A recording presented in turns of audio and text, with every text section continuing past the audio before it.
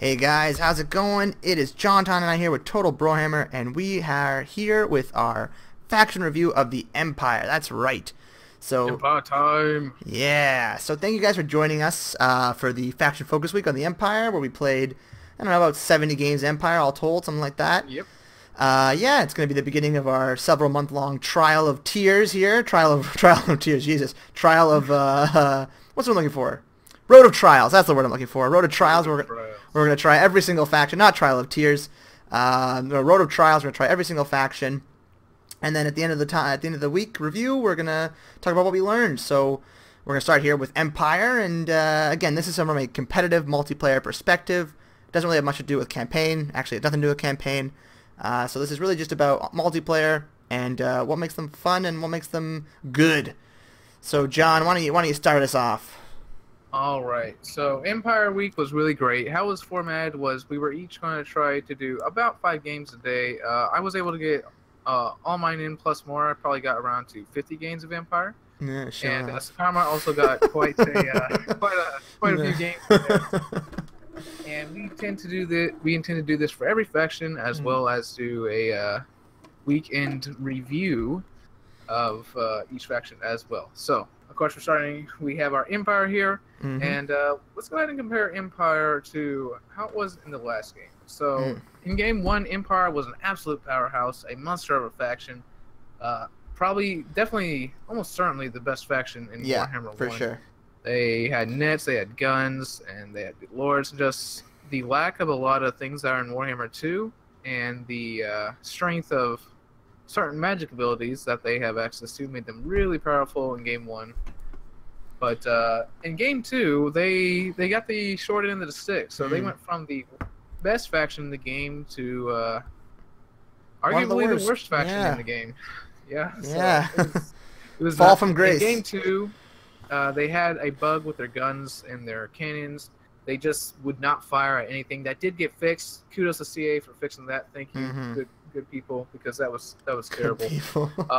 Their infantry just in Warhammer 2, the quality of infantry really went up. We started seeing a lot more elite infantry, and the Empire infantry just not hold up to Warhammer 2's groups of infantry here. So there's been a lot of changes in that regard. However, in the last few patches here, including the Charybdis update and the Queen of the Crown, Empire has gotten significantly better. CA seems to be listening to the player feedback about Empire. They fixed Witch Elves. They've now fixed the Warrior Priests and Arc-Lectors, made them pretty useful.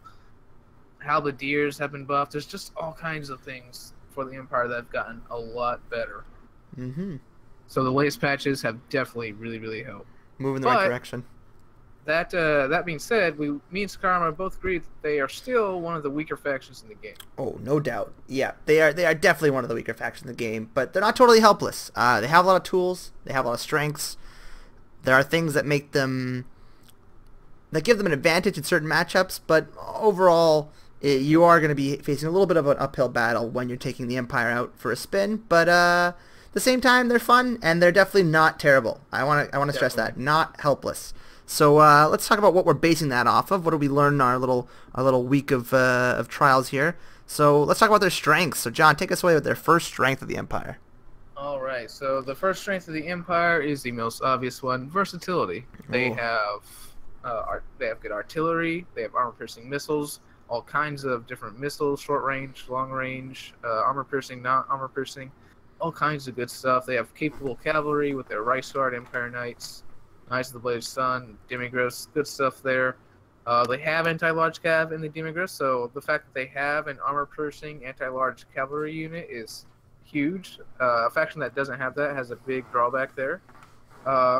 They have pretty good infantry. You know, the infantry is okay. Artillery is definitely not the best in the game, but in the right situation, it could be really useful, like cannons and the what is that thing called? The Sunmakers. Just now an absolute beast. Thank you for making that actually useful. It can actually kill a unit or two before it runs out of ammo now. So that's she's fun. Pretty good. But they also have a lot of magic. So they have I believe, access to 7 or 8 lores of magic, which is one more than like Dark Elves and High Elves. They also have a lot of lore. So they have the most lores of magic in the game to my memory here. Yeah, But, and also I think the most variety of magics. Yeah, definitely. Like, So let's go ahead and go ahead. Well, I was gonna say, like, I mean, there's high magic is kind of, it's a little bit similar to heavens, like not similar, but it's not, super different than heavens. Whereas beasts is so different from life, which is so different from shadows, right? Those are very, very different lores. Yeah, I see what you mean. But let's go ahead and move on to the next strength of the Empire, their cavalry. Yes. So the versatility is one of their strengths, but to go more specific in that, the Empire has probably one of the better cav selections in the game. So Empire Knights, which were poopers in Game 1, have become Super Troopers in Game 2. I mean, they're pretty effective for their cost. You get a pretty heavily armored, shielded cav unit that can do good damage and when controlled well, be pretty effective against most infantry units. Yep. And off the low cost of 850, which is pretty good. And then and then of course you get the Reichsguard, which are just the Empire Knights Plus. They're pretty much just like the Empire Knights, but better in every way. Of course, it comes with a significant cost increase, but they're still quite effective at their cost. And again, a unit that can be devastating to the opponent when used correctly.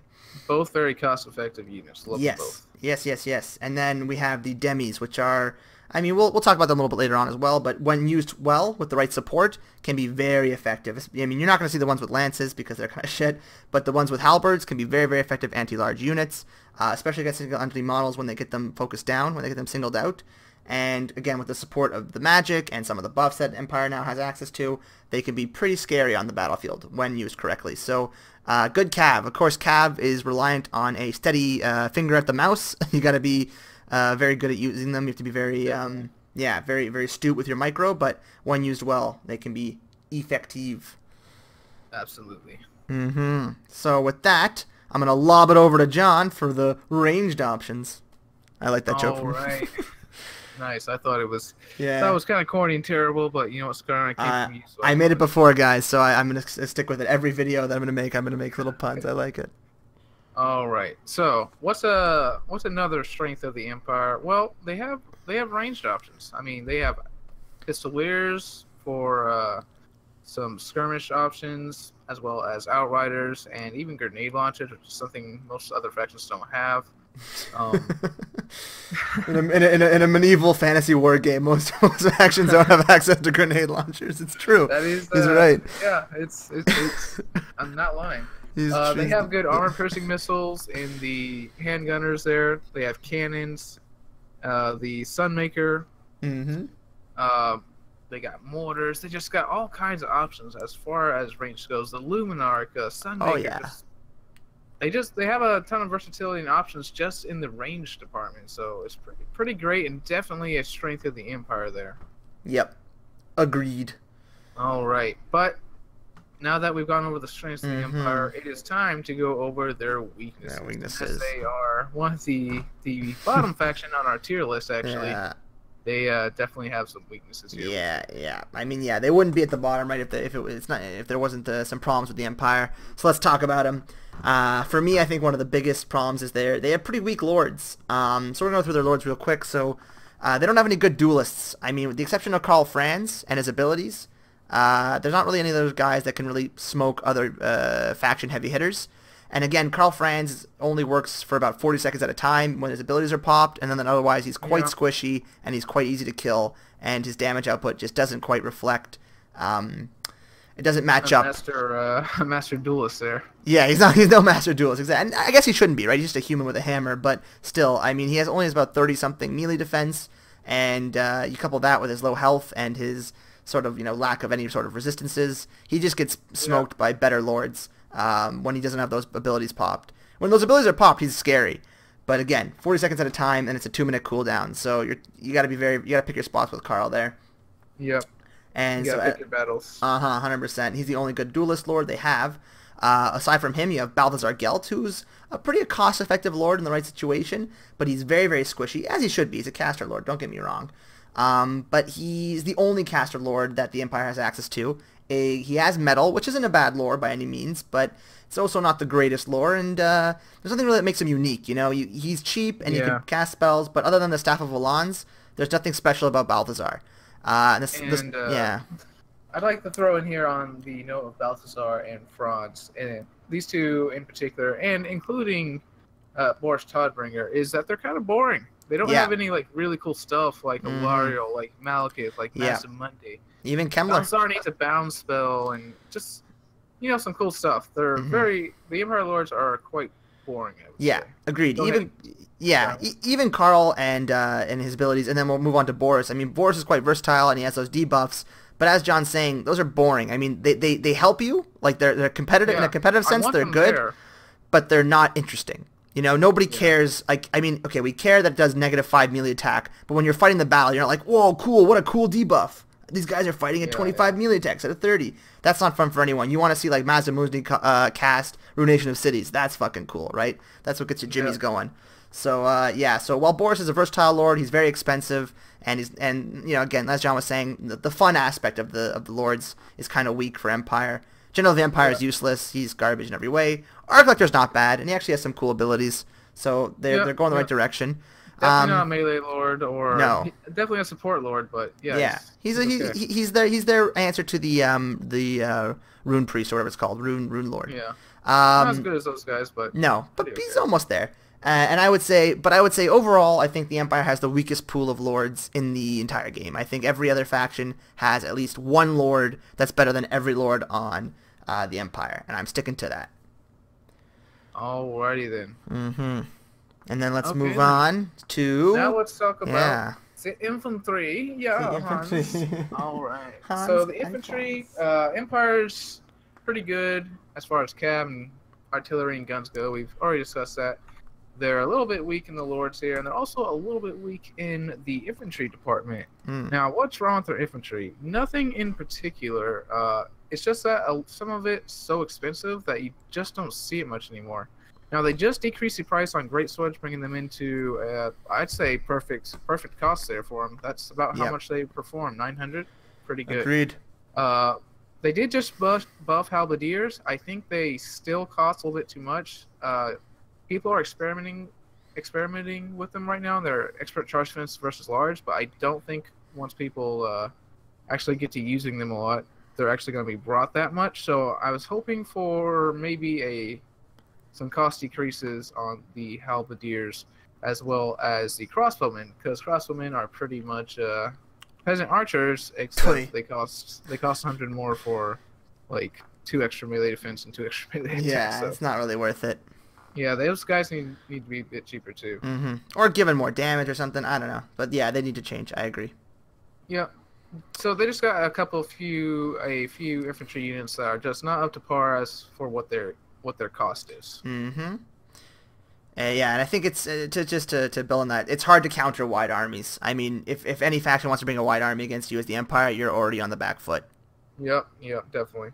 Especially since your infantry is some of the weaker infantry in the game, and therefore you really have to focus on your cav and guns. It can be hard to keep cav and guns, especially guns, alive. Oh yeah. Can't bring more troops. Right. And I think the Empire needs to be able to bring a few more troops here, just 1 or 2.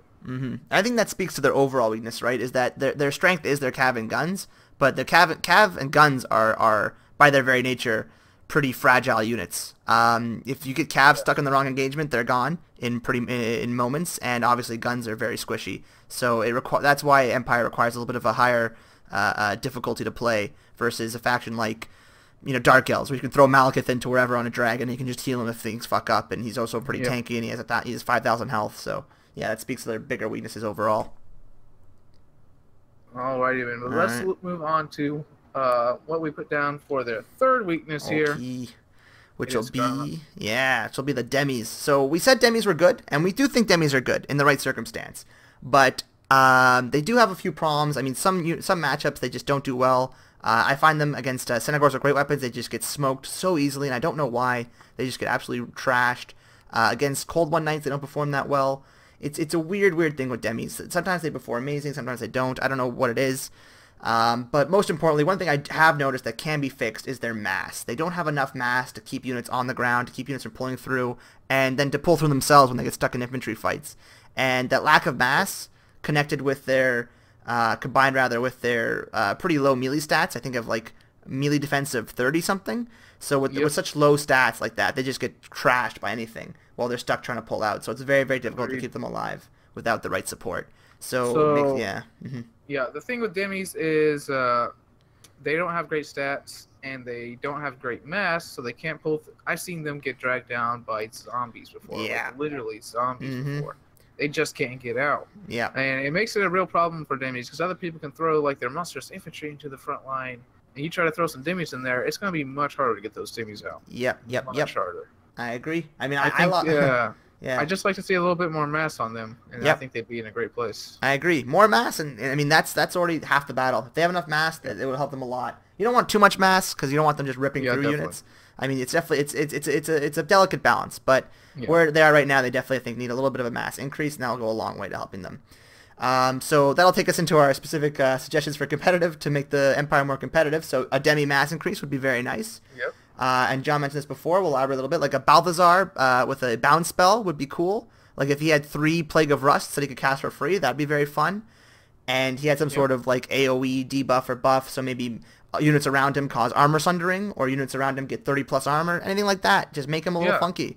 Be great. Yeah, and it also would increase, and I think that CA has the ability to do this. You look at Alarielle, again, she's a little bit OP in my opinion, but you look at Alarielle, she has bound spells, she has spells that can give AoE buffs, she has a lot of different mounts, she has cool things she can bring. Kemmler, I think, is actually a perfect example with the Chaos Tomb Blade, the Cloak of Mist and Shadows, and Krell. It just makes him a very fun but squishy Caster Lord to bring, and pretty competitive in some matchups. So CA can do it. I think they can do it. They definitely have they've definitely proven they can do it. They've shown just the amount the game's improved since launch, and it's just so much better than it was at launch. In launch, it was just not like Warhammer 1. It was just a monster mash. And there's a lot of disappointing things at launch, but they have done a fantastic job. So Duck and I believe Duck, I see he does the balancing. Him and the balancing team, whoever works with them, have done a fantastic job. Love you guys. Agreed. So John, take it away with your suggestions how to make the Empire competitive. Right. Make Empire great again. Words. Use your words, Carlos. Mega. All right. Anyway, to expound on my statement that the Empire need less expensive infantry here. In specifics, I'm thinking that the Flagellants need a cost decrease. Now they keep on buffing these guys after nerfing them really hard from Game 1 to Game 2. But I think they're a little bit too expensive now. I think they need to be back to 525 or around 550. I think Halberdiers, although they did get that buff, I don't think it's that amazing. And I definitely think these guys should be around 575. Get them more in line with pole arms. And another one is the crossbowmen. These guys are slightly better in melee than peasant archers. But besides that, they're pretty much the same, yet they cost 100 more. So these guys should be costing like 425. That like extra 2 melee defense, melee attack, and leadership, that's like 25 cost. Because these guys are still going to break instantly in melee combat. Yep. Besides that, I wouldn't mind seeing maybe a slight cost decrease on Volkmar or what's the Arboris Todbringer, but those aren't. Those might not necessarily be necessary there for the Empire. They're pretty okay, but I'd like to see them. But that's our balance changes suggestions to CA for the Empire. Now let's get on to something a little bit more interesting. Yeah. We want to throw out a couple of wishes. Little wishes. The Empire. So little wishes. Recently, they went back. They looked at the dwarves. They gave them a new unit. They redid some of their campaign stuff. Gave them a new start position, all that, and we're hoping that the Empire will get that. But as far as multiplayer goes, some new units from perhaps Middenland would be really, really cool. Yep. So imagine like those Hammer Cav from Middenland, or some Ranger Longbowmen from Middenland. Would be cool. A really cool addition. Yeah, they already have the banner. I mean, they already have the faction colors and everything. All they need to do is just add a few units, and they did it for Nagaroth, so it could be done. Yeah. I would like to say on that, I would like it to be something so that the main faction of Empire can actually use it, because Middenland loses a lot of things, and I don't think they're going to add enough units to really make Midland its own faction. So I'm hoping that they'll allow the regular Empire faction to actually use this, so that we see it in multiplayer. Would be cool. And so that's John's little wish. My little wish is I think Elsef von Draken would be cool. And if you guys aren't familiar with her, she's a tabletop / lore lord that rides a black dragon and has access to the lore of death for Empire. Yep. So that'd be very cool. She's an Empire lord. Yeah, it would be very, very cool. So it'd be it would give them a dragon and death. That would be death magic. So it'd be that'd be a huge departure from what they have currently. Oh, for sure. Very interesting, mixing things up a lot. And even though I do hate death magic, it would be cool to bring her along, and it would be fun to have a dragon on the Empire. I think it would be interesting. Of course, the risk is that if she comes in and she's so good, considering how bad the other lords are, she becomes the must pick, and that's no fun for anyone. But hopefully, CA puts her in as a balanced lord choice and makes her a lot of fun, and just adds a little spice to the Empire. Would be funky. Yep. And with that, let's get on to our wishes are done. Let's get to our final thoughts, Jonathan. All right. So I would say the Empire is moving in the right direction. They started out really bad. They were definitely over-nerfed and were not kept up to the power creep of Game 2 and subsequent releases, as the power of each faction keeps on going up, it seems, with every release. Anyway, except Norska. That's tough. Anyway, in a few patches, if they keep on giving the Empire these little incremental buffs until they get to the right place, I think Empire is a faction that you would even consider bringing in a tournament. And I sincerely hope we get to that point pretty soon here. Hopefully in the next patch, they'll give the Empire a few buffs, and I'll start taking them in some tournaments and whatnot. Yeah. And I think, I think you're right. They're going the right direction. I think, my final thought on Empire is that they're definitely fun to play because, first of all, it's a little more challenging, which is always nice, and they're so versatile. So those are just two things that make them fun to play. As far as competitive goes, if there are two equally skilled players, the Empire is going to lose most of the time. I think that's just a fact. I mean, it's not a foregone conclusion. You can definitely win as an Empire player, even if you're against someone as good as you. But the odds are stacked in your favor. More often than not, your competitor is going to have an advantage against you, depending on what faction they have. But pretty much every faction does have an advantage on Empire, depending on the build they bring. So so they are still fighting an uphill battle, but they're definitely not an awful faction. And I think they are a ton of fun to play. And as John said, I think they are definitely headed in the right direction. All right, guys. So that is our Empire review. We played them for a week. We put a ton of time into this, guys. Yeah. It was a lot of fun. I do want to say, though, that although we did take the time to get in the experience of actually playing these factions, these are, of course, only our opinions, and you can feel free to disagree or make suggestions for balance on in the comments here. We encourage a discussion and definitely want to hear y'all's opinions. But thanks for watching, and thanks for sticking with us through Empire Week, and get ready for the future. Yeah, thanks a lot, guys, and we'll see you around. See ya.